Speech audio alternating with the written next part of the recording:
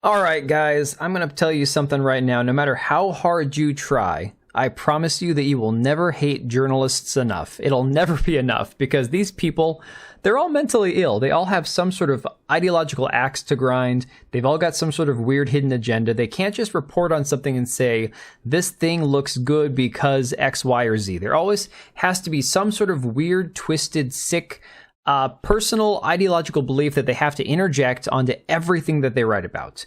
So in case you don't know what I'm talking about, Gamescom, which is some sort of, game convention showcase that came out a couple days ago, I think it was in Germany, hosted by Jeff Keighley from the Game Awards. They had all these sneak peeks at all these trailers for upcoming games, DLC for existing games, all this sorts of stuff. The kind of stuff you see at the Summer Game Fest.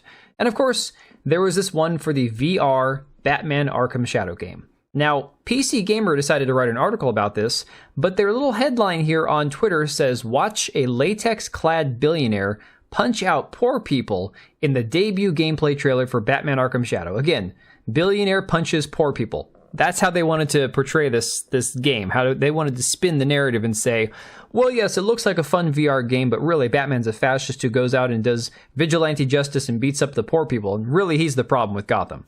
Because this is their weird, twisted, sick ideological viewpoint of the world. And of course, I jumped in here and ratioed the hell out of them. So did Vera Dark, Grums, you name it. Basically, everybody got in here and dumped all over PC Gamer. But like I said, it'll never be enough. And proof of that is people like Rebecca Valentine from IGN, the one who wrote the hit piece on Black Myth Wukong going back to last November, where her and her counterpart on IGN basically said, oh yes, Game Science, this Chinese studio, they're sexist, they're bigots, they're misogynists, and this game is bad because you shouldn't, allow this kind of thing to happen in the gaming space.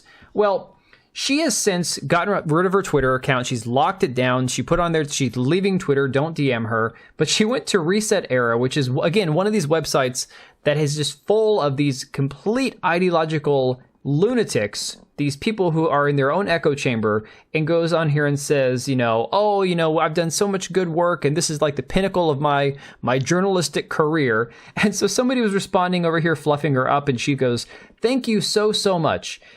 Ki-hoon and I are extremely confident in our work, and Ki-hoon is the Korean man who helped her translate, again, the original statement from Game Science. Mind you, this is really important because the translation of the Game Science statements are what basically caused this entire thing to spin out of control.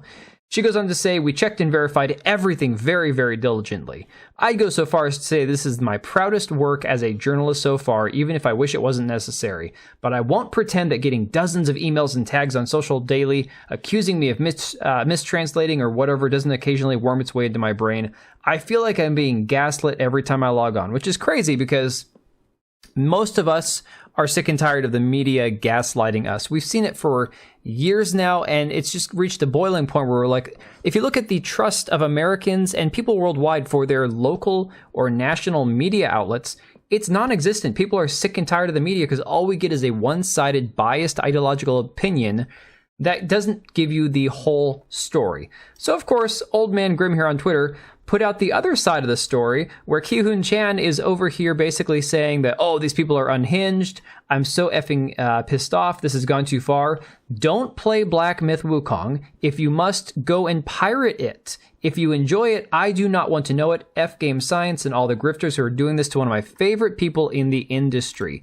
So here we have a guy who worked on an article for IGN telling people to go pirate the game. So, of course, I tagged IGN and said, you've got a writer actively encouraging people to pirate this game.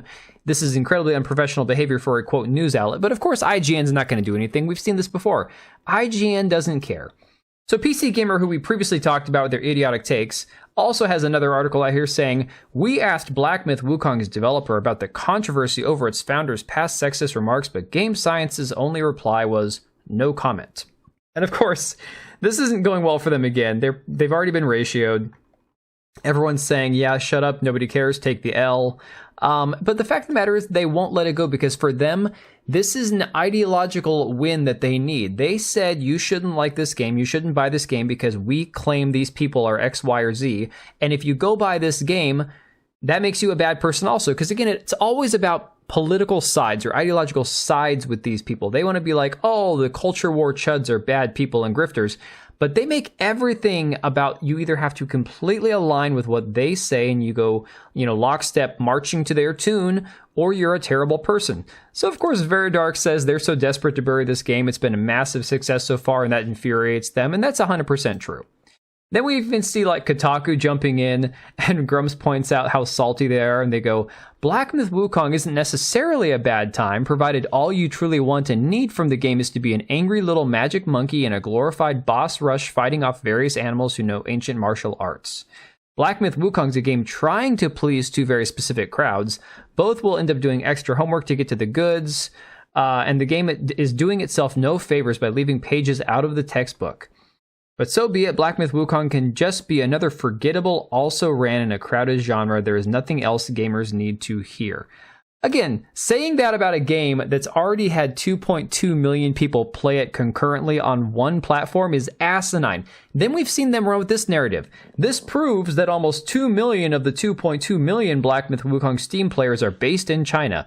And again, somebody saying, Black Myth Wukong drops nearly 2 million players in several hours, so clearly it must only be Chinese people. First of all, I point out here on Twitter, China is the largest video game market in the world, including like they watch more Hollywood films in theaters than any other country. China is a massive market because they have the largest percentage of people for any country in this world. So why is that a bad thing? Furthermore, the reality is, if you go look at every nation on their Steam charts, it's the #1 game for every nation. So you cannot definitively say that there are, everybody in every country is buying it, but 2 million of those 2.2 million people are all Chinese. Furthermore, even if they were, so what? Either you're being racist or you're an idiot. I mean, pick one. So, of course, now we have .esports chiming in here. This is an outlet that nobody even reads, to my knowledge. It never comes up in anybody's social media feed. It's not something that's like, Kotaku is known for the rage bait. Kotaku has the Alyssa Mercantes, Verge has the Ash Parishes, Luke Plunkett, Paul Tassi. All these websites like Forbes, they've all got their guy who is there to drum up rage. .esports, I've never gone to this website. I had to type it in for the first time. But of course, here they are, this guy Tom Foley, saying that Black Myth Wukong's shameless lack of diversity is attracting the wrong type of fans. We shouldn't be carrying hate into what should be a safe space for everyone. Now, again, archive this because I don't want to give him any ad revenue or any of that kind of crap. I don't want to give him my click because this article is it's garbage. But he goes on to say that shortly before release, developer Game Science came under fire for its streaming guidelines where they prevented you from having feminist propaganda. The studio also faced criticism after alleged sexist comments surfaced, saying that they had no need for female players, which again, that YouTuber Fei Fei, she's already explained. This is them saying, I'm not going to try to use women to tantalize men to get them to come here just thinking that they'll get a girlfriend by playing my game. But again, they're going to spin it in whatever way they want to. He, however, goes on to say, the most telling thing of all is how the Screen Rant journalist who criticized Wukong's lack of inclusion was bullied off the internet by rabid commenters. No one should ever face hate for doing their job. This is where we all are of two different minds. This guy here wants to claim that saying that a game about a Chinese monkey set in, based on a book that was written in the 16th century needs to be inclusive and diverse, claiming that around 10% of humans identify as LGBT, which is complete crap. We all know this is crap. I mean, look around on a daily basis. Is 1 out of every 10 people that you know identifying as some sort of LGBT? Because sure as hell that doesn't match up for me. I mean, I doubt that matches up for anybody else. But again, this is the crap that they claim, and they want to say that we need to be more inclusive and diverse and just accept everybody, and that's fine. You want to accept everybody, that's wonderful. But don't expect them to appear in a video game made in China based on a book from the 16th century.